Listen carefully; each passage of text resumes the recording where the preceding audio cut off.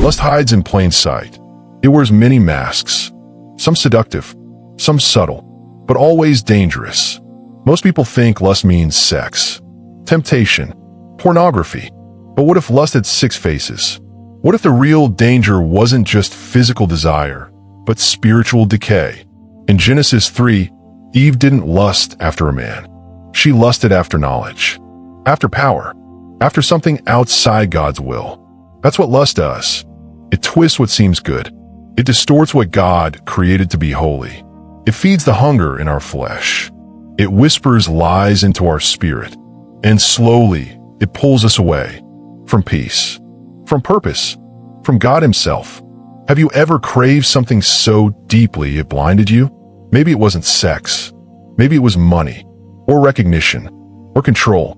Lust shows up in boardrooms, in quiet jealousy, in endless scrolling. It enters through the eyes, but it lives in the heart. The Bible doesn't just warn us about lust. It reveals its many forms.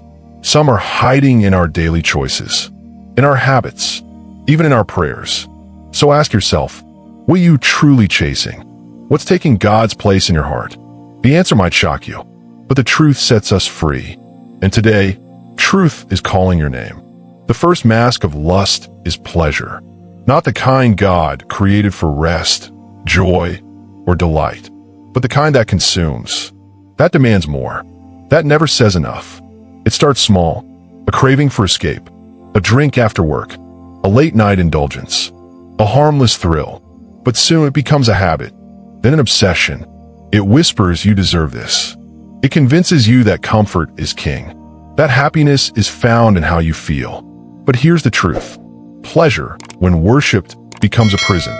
It robs us slowly of peace, of purpose, of presence with God. Proverbs 21 verse 17 warns us clearly. Those who love pleasure will become poor, not just financially, but spiritually, emotionally. When our hearts chase thrill after thrill, we lose our anchor. Think about how our culture sells pleasure.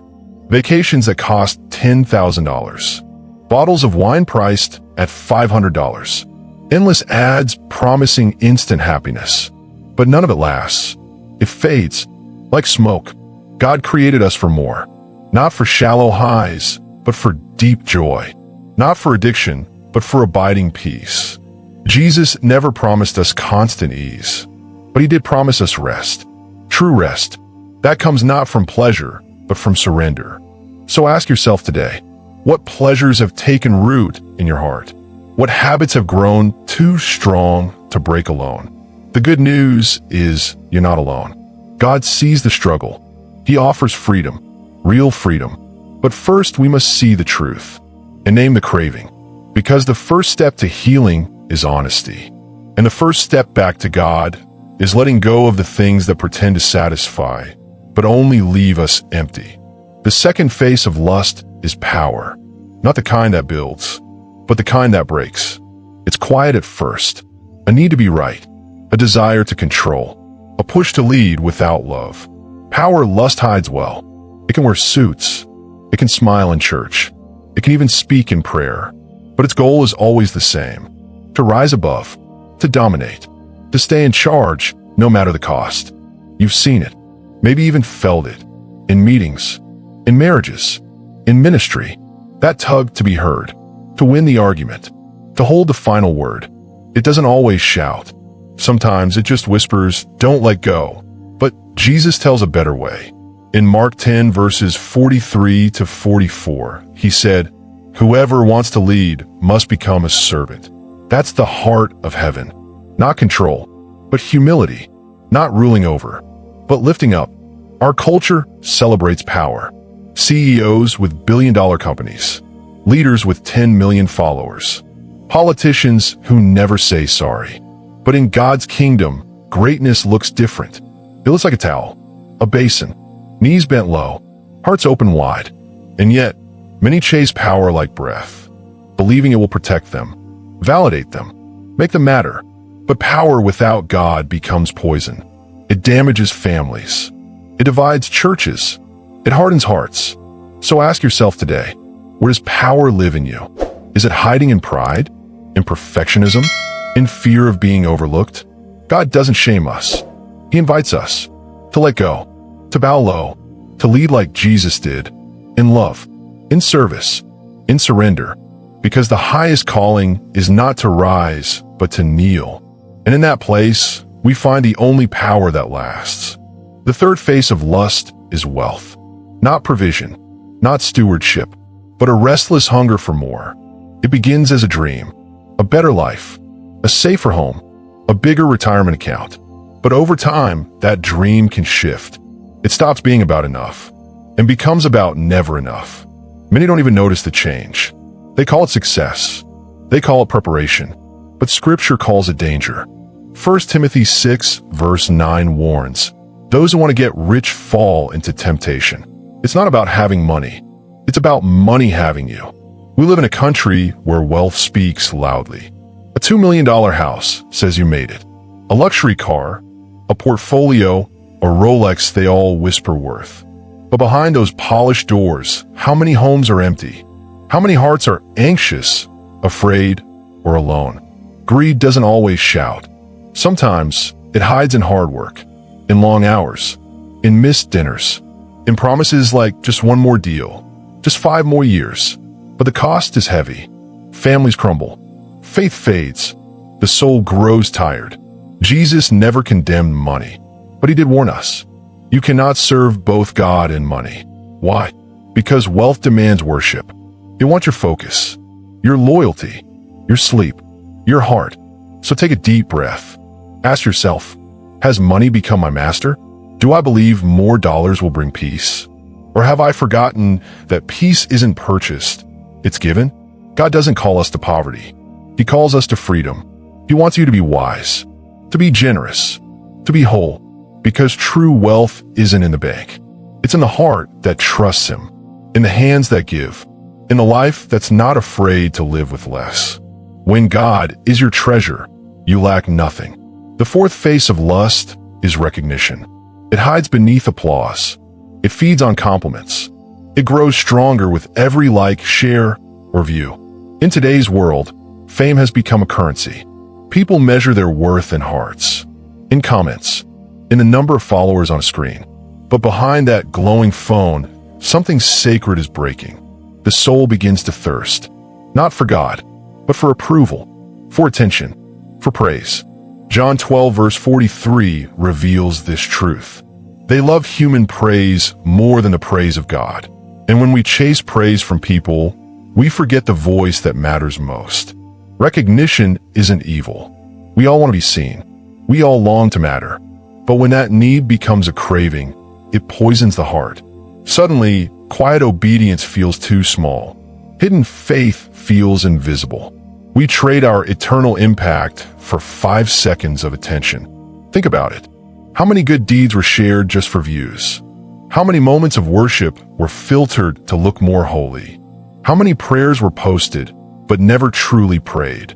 This world tells you to build a platform, but God calls you to build an altar. One is for show. The other is for surrender. One feeds ego. The other feeds eternity. So pause today. Ask yourself, do I seek applause or intimacy with God? Is my heart drawn to his presence or to people's praise? Because when recognition becomes your reward, your soul stays hungry. But when God's approval is enough, you walk in peace, in quiet strength, in freedom. You're already seen, already known, already loved by heaven.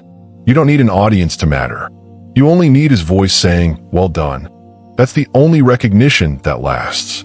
The only one that truly satisfies. The fifth face of lust is knowledge. Not wisdom, not understanding, but a hunger to know more, just to feel more.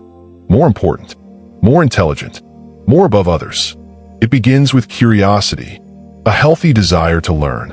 But somewhere along the way, it becomes pride. Quiet, polished, dangerous. This kind of lust doesn't shout. It lectures. It debates. It proves. It argues just to win.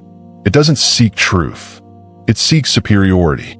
And slowly, it trades the voice of God for the voice of self. 1 Corinthians 8 verse 1 says, Knowledge puffs up, but love builds up. That verse cuts deep, because when we love knowledge more than people, we lose the heart of Christ. We become full of facts, but empty of grace. Think about how this shows up today. Endless podcasts, books, opinions. Everyone wants to be right. Everyone wants the last word. But being right without love is still wrong. We've built a world where intellect is currency. Ivy League degrees, academic awards, scientific facts. But the kingdom of God doesn't run on facts. It runs on faith. God is not impressed by how much you know. He's moved by how well you love. He's honored by the humble, by those who say, I don't know it all, but I know him. So stop and ask, has knowledge become your idol? Are you seeking wisdom to glorify God, or just to glorify self? Jesus didn't come to create scholars. He came to make disciples, people who walk in truth, but walk in love. True wisdom doesn't boast. It bows. It listens. It serves. Because in the end, it's not what you know, but who you follow. And when you follow Jesus, you don't need to prove anything. You just need to reflect his light. The sixth face of lust is physical desire. It's the most visible, the most spoken of, and often the most misunderstood. It's not just about temptation. It's about surrender, about what we let control our thoughts, our eyes, our bodies, our hearts. This lust enters quietly, through a glance, through a memory, through an image on a screen. It grows in silence, in secrecy, in the shadows. It promises pleasure, but delivers pain. It offers escape, but builds chains. 1 Thessalonians 4 verses 3-5 gives a clear call. God's will is for you to be holy. So stay away from all sexual sin. That includes what we watch, what we read, what we dwell on when no one is looking. And yet, our world is drowning in it. $100 billion a year spent on pornography. Movies filled with lust. Music soaked in seduction. Our culture doesn't just tolerate impurity. It celebrates it. But God doesn't call us to blend in. He calls us to stand out, to be set apart, to be clean in a world gone numb. Lust wounds more than just the body. It scars marriages. It breaks trust. It pollutes worship. It distances us from God's best. But here's the truth. You're not alone. You're not too far gone. No chain is too heavy. No shame is too deep. Jesus still heals, still restores, still frees. So ask your heart, where have your eyes wandered? What desires have you tried to hide? Don't carry it in silence. Don't fight it alone. Bring it into the light. Lay it at his feet. Because holiness isn't about perfection. It's about direction. And when your heart turns back to God, even the darkest past becomes part of a brighter future. Grace is waiting. Freedom is near. Just come home.